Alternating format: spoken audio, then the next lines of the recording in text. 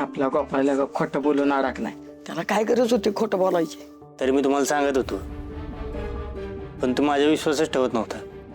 तुला मोठा ज्योतिषी, तुला कळतं बस वाटते.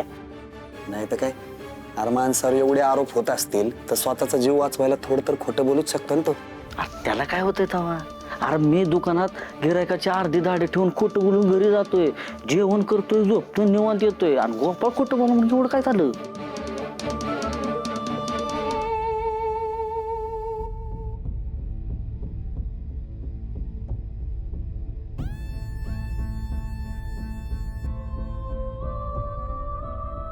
कोर्टाच्या कामकाजाला सुरुवात करा.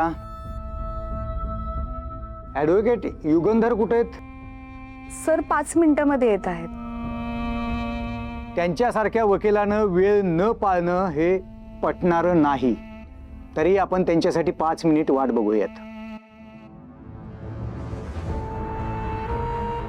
हा युगंधर कसा नाही आला अजून कसले पुरावे तर नाही ना गोळा करत बसला? मीच लालीचा खून केलाय हे पण आता सिद्ध करतोय की काय?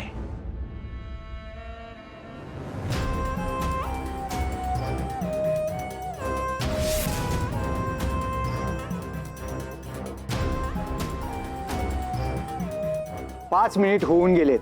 कोर्टाच्या कामकाजाला सुरुवात करूया. असंही या केसची सुनावणी ऐकलीये, पुरावे पाहिलेत.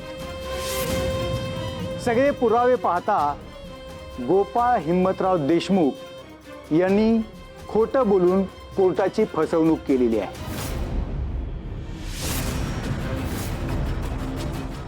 वेळोवेळी स्टेटमेंट बदलून कोर्टाची दिशाभूल केलेली आहे. वेडेपणाचं नाटक करून कोर्टाचा वेळ वाया घालवलेला आहे. त्यामुळे आरोपी गोपाळ हिम्मतराव देशमुख यांना हे न्यायालय केलेल्या गुन्ह्याबद्दल 4 वर्षाची शिक्षा सुनावत आहे.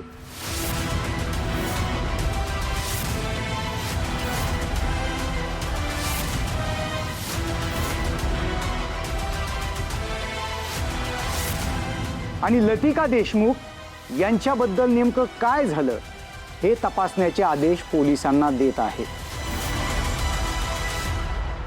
जोपर्यंत त्यांची डेड बॉडी सापडत नाही तोपर्यंत हा खटला सुरूच राहील.